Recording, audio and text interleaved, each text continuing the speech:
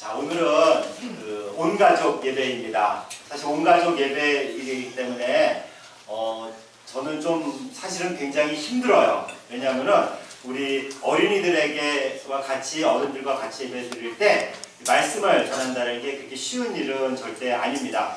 그래서 마음 같아서는 또 우리 박은희 목사님한테 좀 해달라고 말씀드리고 싶긴 하지만 또 그러면 담임 목사가 또 너무 게으르다고 하실까봐 또 제가 이렇게 섰습니다. 그래서 사실 우리 어린이들이 이 시간에 같이 집중한다는 것이 쉬운 일은 아니에요. 우리 어린이들 막 몸이 막 비비꼬이고 좀 그렇죠? 자, 근데 우리 어린이들에게 부탁하고 싶은 말씀은 뭐냐면은 딱 20분만 여러분들이 잘 견뎌주셨으면 좋겠습니다. 그러면은 20분 동안 계속 들은 것이 아니라 우리 같이 또 노래도 부르고 그럴 테니까 잘 들어주시면은 또 좋은 또 일이 있겠습니다. 오늘은 특별히 이제 가정에 관한 말씀을 전해야 되기 때문에 제가 좀 더 힘들 수도 있는데, 왜냐하면 우리들의 모든 가정들이 다 이렇게 겉으로 보기와 또 안에서 보는 것이 많이 다르기 때문에 그렇습니다. 또 이렇게 그래서 상처가 있는 가정들도 있고 아픔이 있는 또 남편과 아내들도 있고 또 우리 어린이들, 아이들은 또 어떻습니까? 힘들고 방황하는 자녀들도 많이 있어요. 그렇기 때문에 제가 또 말씀 전하기도 힘들고 또 무엇보다도 또 우리 집 아이들이 좀 있거든요. 저기 좀 또 제일 끝에서 좀 계속 들고 있는 것은 우리 아들인데 또 우리 아들이 제가 이제 가정에 관한 말씀을 전할 때 우리 안 그런데 우리 집은 뭐 이런 거는 또 제가 또 얼마나 또 곤란하겠어요. 그죠? 그렇지만 또 저도 이렇게 부족한 아빠이고 또 부족한 남편이고 또 부족한 자녀이지만 또 부족한 저를 통해서 또 하나님의 말씀이 온전히 전해지기를 또 기도해 주시는 마음으로 또 오늘 말씀을 또 들어주시기 바랍니다. 우리 어린이들 딱 20분만 한번 참아봅시다. 자, 그래서 당연한 건데 자 오늘 그래서 하나님이 주시는 말씀은 에베소서 6장 1절부터 4절까지 말씀이에요. 에베소서 5장 22절서부터는 소위 우리가 가운표라는 것이 나옵니다. 가운표라는 것은 가정의 구성원들이 무슨 일을 해야 되고 무슨 일을 하지 말아야 되고 어떤 상태가 되어야 되는지 그런 것을 얘기해 주는 거죠. 특별히 이 에베소서에 나오는 가운표에는 아내와 남편 그리고 자녀들과 부모 그리고 또 거기다가 종과 상전에 관한 이야기들도 있어요. 이 당시에는 가정마다 모두 노예가 있었습니다. 그리고 그 노예는 그 가정에서 또 하나의 가족 구성원으로 생각을 했죠. 그렇기 때문에 이 가운표, 가정에 관한 말씀에서는 이 종과 상전에 관한 말이 끈이 빠지지가 않죠. 그럼 왜 이런 말씀을 주셨는가? 바로 우리에게 행복한 가정이 되기를 바라시기 때문입니다. 하나님께서는 우리가 행복한 가정이 되기를 바라지 또 불행하거나 아프고 힘든 가정이 되기를 바라지 않으세요. 이 말씀을 통해서 어떻게 하면 그래서 우리가 행복한 가정이 될 수 있는지를 말해주고 있습니다. 그 중에서 오늘은 부모와 자녀에 관한 말씀인데 어떤 얘기냐면은 자녀들의 의무가 나오고 뭐가 나온다고요, 어린이 여러분? 자녀들의 의무. 그리고 또 뭐가 나오냐면은 부모의 책임과 역할이 나옵니다. 우리 1절부터 3절까지의 말씀, 1절부터 3절까지의 말씀을 우리 함께 봉독하겠습니다. 자녀들아, 주 안에서 너희 부모에게 순종하라. 이것이 옳으니라. 내 아버지와 어머니를 존경하라. 이것이 약속이 있는 첫 계명이니 이로써 내가 잘되고 땅에서 장수하리라. 아멘. 우선 우리 어린이들, 자녀들의 의무가 무엇입니까? 뭐라고 나와요, 여러분들? 순종. 그리고 또 뭐라고 나와요? 공경이라고 나오죠. 순종이라는 것은 말 그대로 어머니나 아버지의 말씀을 잘 따른다라는 거예요. 공경이라는 말은 뭐예요, 여러분들? 공경이라는 말은 우리 엄마, 아버지를 높여드린다라는 이야기가 바로 공경이다라고 합니다. 이렇게 순종하고 공경하면 누구한테 좋을까? 어떻게 알았어?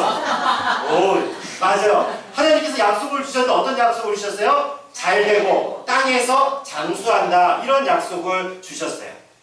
근데 우리가 이 잘된다는 것과 땅에서 장수한다는 것을 종종 오해할 때가 좀 있습니다. 무슨 얘기냐면은 우리가 잘된다는 얘기를 이 세상에서 말하는 소위 성공한다, 출세한다, 돈 많이 번다, 이런 얘기로 알고 있죠.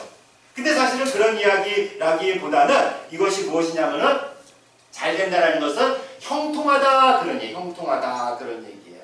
그래서 이게 형통하다, 그 좋은 길을 가다 그런 얘기입니다. 근데 여러분들 어느 게 좋고 어느 게 형통한 길일까? 여러분들 혹시 아이스크림 좋아하시는 분? 사탕 좋아하시는 분? 과자 좋아하시는 분? 우리 어린이들은 거의 다 좋아할 거예요, 그죠? 근데 여러분들 부모님들이 이거 잘 사줘요, 안 사줘요?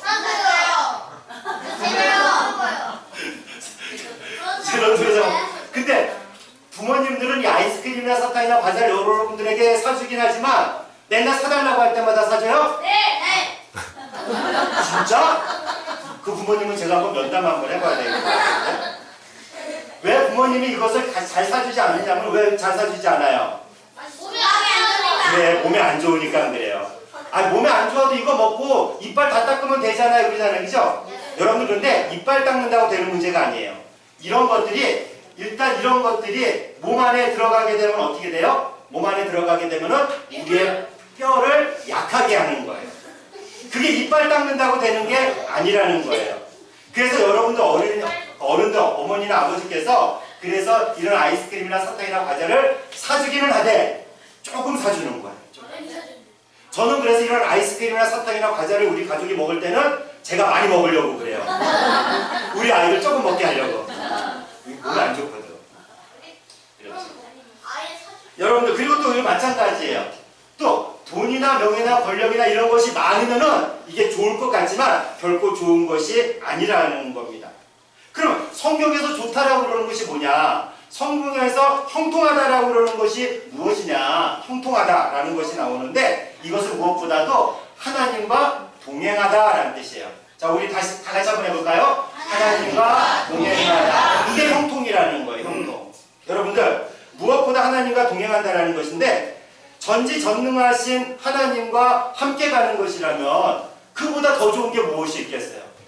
우리의 하늘아버지시고 가장 좋은 것을 우리에게 주시는 하나님과 동행하는 것이 그보다 더 좋은 게 무엇이 있겠어요? 부모님께 순종하고 부모님께 공경하면 이런 복을 받는다라는 거예요. 다음으로 이제 우리가 또 살펴볼 것은 땅에서 장수하다예요. 땅에서. 우리가 땅에서 장수하다 그러면 이 말 뜻은 그대로 본 것 같아요. 이 땅에서 장수가 뭐예요? 어린이 여러분. 오래 산다라는 거예요. 장수한다라는 것은. 그렇죠? 우리 권사님들처럼 80, 90, 100세 이렇게 사시는 것을 장수한다라고 얘기를 해요. 근데 이 말뜻은 그런 의미를 가지고 있지만 그거보다 훨씬 더 좋은 의미를 가지고 있어요. 뭐냐면은 분당 우리 교회 이찬수 목사님 설교를 듣다 보니까 이것을 어떻게 해석하셨냐면은 하나님 나라를 꿈꾸다. 하나님 나라를 소망하다라는 것으로 말씀하고 있어요. 왜 그러냐면은 우리가 나오진 않지만 이 앞에 뭐가 있냐면은 그라는 정관사가 붙어 있어요. 그 땅에서 그 땅이 뭐냐? 하나님이 이스라엘 백성에게 약속하신 땅, 젖과 꿀이 흐르는 그 가나안 땅을 말하는 거예요. 그 가나안 땅이 오늘날 우리에게 어떤 땅이냐면은 바로 하나님 나라라는 거죠.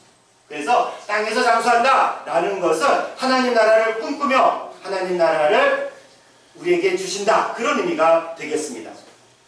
그래서 여러분들 부모에게 순종하고 그리고 부모의 말씀을 부모님을 공경하는 것은 우리 자녀들의 의무인데 하나님께서는 이런 약속을 주시고 복을 주시겠다라고 말씀하는 겁니다. 그래서 우리 여기서 잠깐만 우리 어르신, 우리 교회 어르신 여러분들을 한번 축복하는 시간을 가지려고 합니다. 축복하려고 하는 시간을 가지려고 하는데 우리 좀 죄송하지만 일어서실 수 있는 분들은 만 70세 이상 되시는 어르신들은 잠깐 일어서 주시기 바랍니다. 우리 이제 그 만 70세 되신 어르신들 또 많이입니다.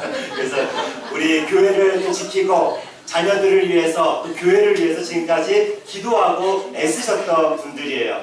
그래서 원래 사실 우리가 떡 케이크를 주문했는데 이게 또 사고가 났는데 오늘까지 아직 안 왔네. 그래서 이따가 아마 점심시간에 올 것 같은데 그래서 다시 한번 하더라도 우리 권사님들이 자꾸 뭐 이렇게 조그만 선물들을 해드렸더니 그런 거 왜 하냐고 자꾸 그래서 야단치셔가지고 오늘은 이렇게 떡 케이크로 대신하려고 그러는데 우리 같이 이번에는 축복합니다가 아니라 어머니의 노래가 있어요. 어머니의 노래 우리 같이 한번 부르도록 하겠습니다.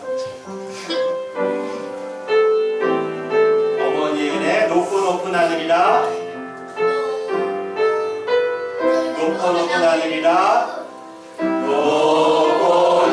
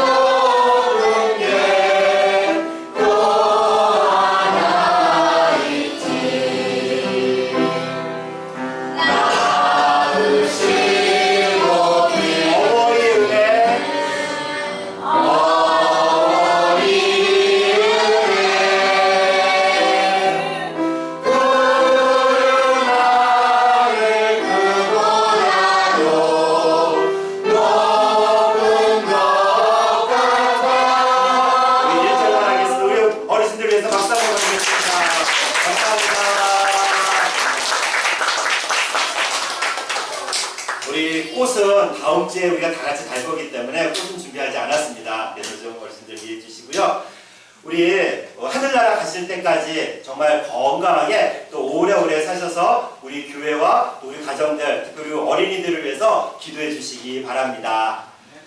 이제 이렇게 자녀들에게 주시는 말씀에 의해서 부모들에게도 주시는 말씀이 있어요. 이제 부모들에게 주시는 말씀인데 우리 다 같이 한 목소리로 공독하겠습니다. 또 아비들아 너희 자녀를 노엽게 하지 말고 오직 주의 교훈과 훈계로 양육하라. 아멘. 이것은 다른 것이 아니라 부모의 책임과 역할이 무엇이냐라는 것을 말하고 있습니다. 자녀를 노엽게 하지 말라는 것은 자녀에게 상처를 주지 말아라라는 이야기예요. 근데 이게 오늘날 우리 부모님들은 너무나 당연한 말씀 같지만 당시에는 이게 별로 당연한 말이 아니라 아주 혁명적인 말이었어요. 우리 지금 어린이들은 가정이나 교회에서 다 부모들이 이렇게 막 떠받들다시피 키우지 않습니까? 근데 옛날에는 그러지 않았어요.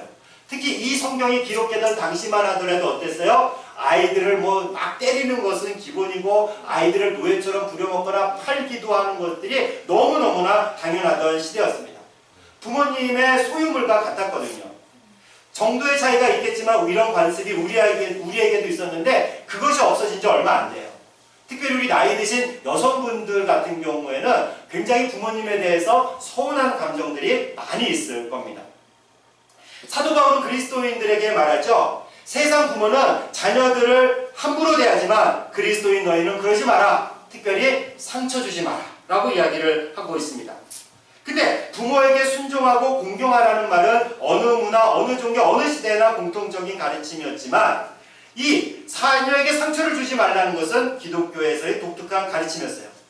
예수님도 어린이를 보면 어린이를 축복하셨고 어린아이를 소중히 여기셨습니다. 그 시대의 일반적인 가르침과는 차이가 있었죠. 그래서 자녀는 내 마음대로 하는 내 소유물이 아니라 하나님이 나에게 주신 뭐다? 선물이다 라는 겁니다. 근데 오늘 성경은 그래서 이런 말씀들, 이게 주님이 주신 선물이기 때문에 우리 자녀들을 더욱 사랑하고 존중하고 상처 주지 말아야지 이런 마음들을 가지고 있어요. 오늘 성경은 그래서 계속 말씀하셨죠. 우리 어린애들 기억나요? 자녀들에게 하나님 뭐라고 하셨다고요? 부모님을 순종하고 또 뭐 하라고요? 공경하라고 그랬어요. 그리고 부모님들은 자녀들을 어떻게 하라고요? 상처 주지 마라. 노엽게 하지 마라. 상처 주지 말라는 얘기예요. 근데 어때요? 어린이 여러분, 엄마나 아빠한테 말씀 순종 잘하세요? 그래도 충격적인데? 근데 맞아요. 여러분들 엄마 아빠한테 말 순종하기 쉬워요? 어려워요? 어려워요. 잘 안 돼요. 사실 우리 아들들도 여기 이렇게 있지만 우리 아들들도 대부분 잘 순종하는 편이지 하지만 어쩔 때는 잘 안 들어요. 텔레비전 꺼라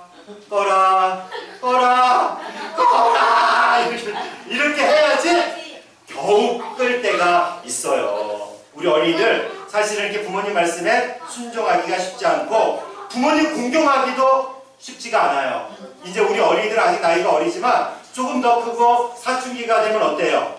부모님을 좀 무시할 때도 있어요. 어렸을 때는 우리 부모님이 제일 힘도 세고 제일 많은 걸 아는 것 같지만 점점 들수록 부모님이 나보다 아는 게 별로 없네, 나랑 생각이 다르네, 세대 차이 나네, 말이 안 통하네, 이렇게 할 수가 있어요. 그러다 보니까 점점 부모를 무시하는 자녀들도 나타납니다. 자녀들도 마찬가지예요. 아니 부모들도 마찬가지예요. 자녀를 사랑하지 않는 부모가 어디 있겠습니까? 근데 사랑하지만 어때요? 때로는 자녀들에게 상처를 주기도 합니다. 저 역시 마찬가지예요. 부끄럽지만 저도 우리 딸 아들들에게 상처를 줄 겁니다. 정말 미안하죠. 그래서 저는 매일 우리 아이들을 위해서 기도해요. 상처 없이, 그리고 혹시라도 받은 상처가 있다면 치유되고 맑고 밝게 자라달라고 기도합니다. 여기 있는 우리 어린이들 모두가 정말 이 말씀처럼 상처 없이 자라고 받은 상처는 치유되고 맑고 밝게 자라기를 주님의 이름으로 축원합니다. 그런데 그렇다면 왜 이렇게 우리가 순종하기가 힘들까? 왜 순종하기가 힘들까요? 왜 사랑하는 사람에게 상처를 줄까요? 다르니까. 맞아, 그것도 맞는 말이에요. 왜 순종하기 힘들고 왜 사랑하는 사람에게 상처를 줄까? 그것은 바로 우리에게 뭐가 있냐면은 나쁜 마음이 있기 때문이에요. 우리 안에 나쁜 마음이 있고 또 우리 안에 뭐가 있냐면은 상처가 있기 때문에. 그래서 여러분들 부모님들 중에서는 어떤 부모님들은 막 화도 많이 내고 이 소리도 크게 지르는 그런 부모들이 가끔 있습니다. 근데 그런 부모님들은 어떤 분들아? 이 안에 상처가 많이 있기 때문에. 그래서 우리 안에 있는 나쁜 마음과 상처가 예수님 안에서 치유가 되지 않으면 우리는 행복한 가정을 이룰 수가 없다는 겁니다. 그런데 우리는 생각을 할 게 있어요. 꼭 예수님을 믿어야만 행복한 가정이 될 것인가? 비기독교인들 중에서는 행복한 가정이 있어요, 없어요? 있어요. 교회 안 나오는 가정들 중에서도 행복한 가정이 분명히 있다라는 거예요. 그 사람들과 비교해보면 오히려 나는 예수님도 믿는데 왜 맨날 우리 가정은 이런 거야? 왜 맨날 우리 아들 자녀들은 이런 거야? 우리 엄마 아빠는 왜 이런 거야? 이렇게 말할 수가 있다라는 겁니다. 어쨌든 그렇지만 우리가 그리스도인으로서 무엇을 가지고 있고 또 무엇을 누릴 수 있는지 그것을 잘 모르기 때문에 그렇습니다. 어쨌든 예수님을 믿지 않지만 자녀는 부모에게 순종하고 부모는 자녀에게 덜 상처를 주는 그런 가정들이 분명히 있어요. 그렇다면 우리가 굳이 예수님을 믿고 그리고 주일마다 교회에 나와야 할 필요가 있을까요? 안 그래도 잘 먹고 잘 사는데 우리가 왜 매일주일 이렇게 고생을 해야 되는 겁니까? 그런데 무엇보다 근데 겉으로 보기에는 그럴지 모르지만요. 여러분들 완벽한 가정은 있다 없다? 없어요. 완벽한 가정은 없어요. 걱정거리가 없는 가정은 없어요. 우리 어린이들은 잘 모를 수도 있어요. 부모님들이 가지고 있는 걱정거리들을 모를 수도 있어요. 그러나 그렇게 완벽한 가정은 없어요. 예수님을 믿지 않지만 행복해 보이고 또 부모가 돈도 잘 벌고 자상하고 교양 있고 아이들도 잘 키우고 아이들은 공부도 잘하고 착하고 또 부모를 잘 섬기는 것 같지만 그렇다면 더 이상 무엇을 바라겠어요? 근데 정말 그럴까? 정말 그렇지 않아요. 문제거리가 없고 걱정거리가 없어요. 왜 우리 가정만 그래? 그게 아니에요. 우리 가정만 그런 것이 아니라 사실은 모든 가정이 다 그래요. 스카이캐슬 여러분들 다 보셨죠? 네. 안 본 사람은 있어도 한 번만 본 사람은 없다. 저 같은 경우는 진짜 2번 봤습니다. 2번 봤는데 여러분들 스카이캐슬에 보면은 이 사람들이 다 직업이 뭐예요? 의사거나 이분은 또 교수잖아요. 그죠? 의사거나 교수나 다 그런 분들. 여러분들 어때요? 그래서 여긴 안 나오네. 여기 맨 처음에 나왔던 분 중에 한 분의 가정에서 아들이 서울의대에 가잖아요. 그죠? 서울의대 갔는데 아들이 서울의대 가자마자 어떻게 돼요? 집을 가출을 해요. 그래서 거기에 대해서 또 엄마가 너무 충격받아서 그 엄마가 자살을 했어요. 너무나 가슴 아픈 일이죠. 아들은 그런데 정말 시험에 합격하기 전까지는 너무나 착하고 너무나 순종적인 아이였어요. 그런데 그것이 뭐냐면 그때까지 참았다라는 거예요. 내가 대학 합격만 해봐. 나는 그럼 나는 이 집을 떠날 거야. 이렇게 생각을 했다라는 거죠.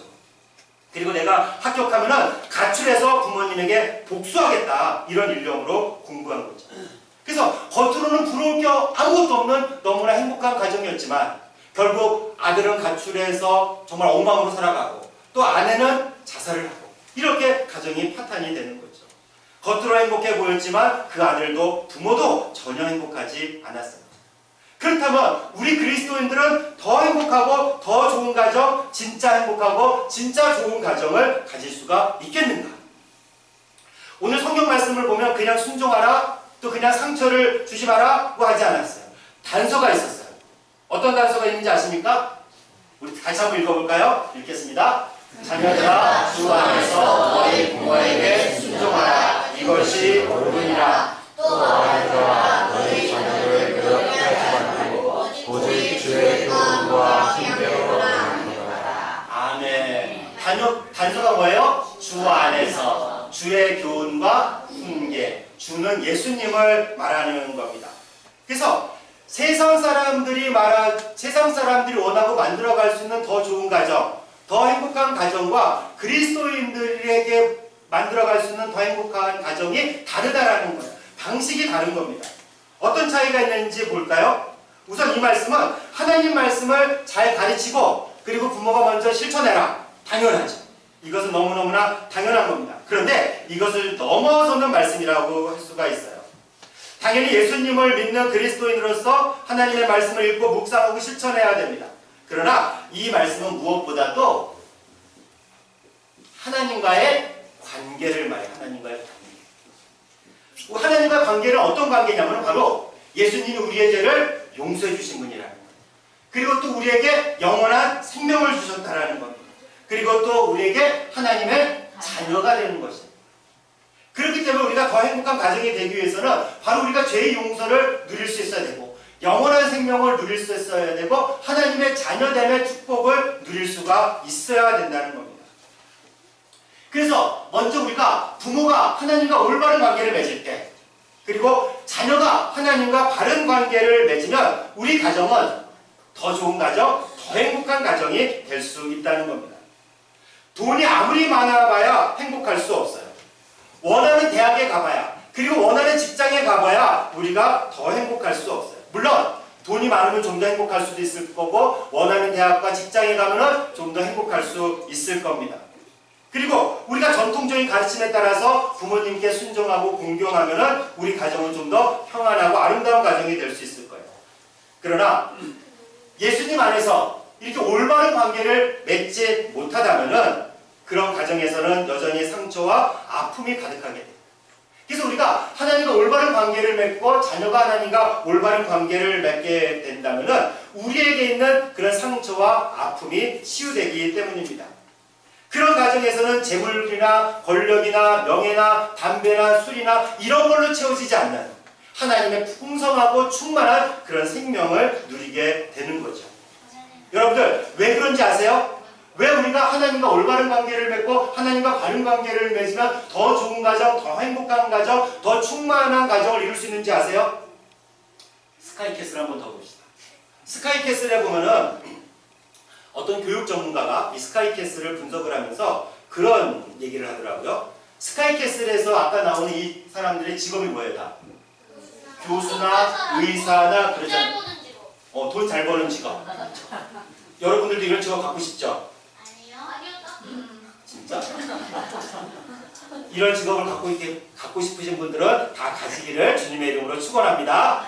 아멘. 근데 여기에 안 나오는 부류가 있어요. 어떤 부류가 안 나오냐면은 재벌이 안 나와. 재벌. 여러분들 그분이 그래요. 드라마에는 의사와 교수가 나오는 소위 전문 직종이에요. 사람들이 다 부러워하는 전문 직종입니다. 근데 누구는 안 나오냐 이 드라마에서 재벌이 안 나와. 재벌이 왜 안 나오겠어요? 여러분들 이 사람들이 계속해서 자신들이 가지고 있는 부와 지위 그리고 명예 등을 자녀에게도 가지게 하려면 어떻게 되겠어요? 자녀들이 열심히 공부해야 되는 거예요. 열심히 공부해서 뭐가 돼야 되나? 서울대 가야 되는 거예요. 의예과 가야 되는 거예요. 근데 여러분들 그게 이렇게 잘 돼요? 그러니까 열심히 그냥 불을 켜고 하는 거예요. 몇 억씩 주고 코디네이터를 고용하는 거예요. 근데 여러분들 재벌은 어떻습니까? 재벌은 그렇게 안 해도 돼요. 왜? 아버지가 돈이 많으니까. 아버지가 돈이 많으니까 내가 그렇게 기를 쓰고 공부를 안 해도 돼요. 여러분들 집에 한 100억씩 있어요? 있는 집들 봐봐. 100억씩 있어? 100억씩 있으면 여러분들 공부 안 해도 돼요. 근데 100억 갖고 재벌이라고 할 수 없겠다. 그죠? 몇 조는 돼야지. 그죠? 근데 재벌이 아버지가 돈이 많으니까 굳이 의사가 되지 않아도 돼요. 의사를 고용하거나 병원을 사면 되니까. 그렇잖아요. 그죠? 변호사 사면 되잖아. 재벌들이 그렇게 하는 거거든요. 그러니까 재벌 자녀들은 그냥 계속 있어도 계속 부와 명예와 권력을 누릴 수가 있어요. 바로 아버지 때문에. 재벌, 의사와 교수의 차이가 그런 거예요. 그래서 그리스도인과 하나님의 관계가 어떤 거냐면은 그리스도인은 주 안에 있는 자들인데 바로 하나님과의 관계 속에 있는 자녀인데 그 관계가 뭐냐면 바로 자녀와 아버지의 관계라는 거예요. 그리스도인은 자녀면 하나님은 뭐다? 아버지다라는 거죠. 이 아버지는 세상의 어느 것보다도 비교할 수 없는 그런 분이에요. 이 아버지가 어떤 분인지 아세요? 온 세상의 창조자, 온 세상의 주인, 영원한 그리고 뭡니까? 영원한 생명의 근원이라는 거예요. 이런 분이 누구라고요? 이런 분이 우리의 아버지가 되시는 거예요. 우리 아버지. 우리의 아버지가 되시는 거예요. 무엇이 부족하겠어요? 무엇이 예수님 안에서 더 행복하고 좋은 가정이 될 수밖에 없는 거죠. 어떤 목사님은 그렇게도 말씀하세요. 행복이 목표가 아니라 거룩함이 목표다라고 말씀하기도 합니다. 맞는 말이죠. 그러나 행복하지 않으면 억지로 거룩을 유지하는 거라면 하나님이 원하시는 걸까요? 그렇지 않아요. 하나님은 우리가 행복하고 복된 가정을 이루고 그런 삶을 살기를 바라고 계십니다. 그렇죠? 그래서 하나님이 진정 우리가 더 행복하기를 바라고 있어요. 단지 우리가 죽어서 천국 가는 것으로 만족하라고 하지 않습니다. 이 세상에서도 행복하기를 바라십니다. 어떻게? 주님 안에서 부모에게 순종하고 부모님을 공경하고 그리고 자녀에게 상처를 주지 않을 때 그 가정은 더 행복하고 더 좋은 가정이 될 수 있는 겁니다. 사랑하는 자매 형제 여러분, 주님 안에서 더 좋은 가정, 더 행복한 가정이 되기를, 그리고 그 행복을 누리시기를 주님의 이름으로 축원합니다.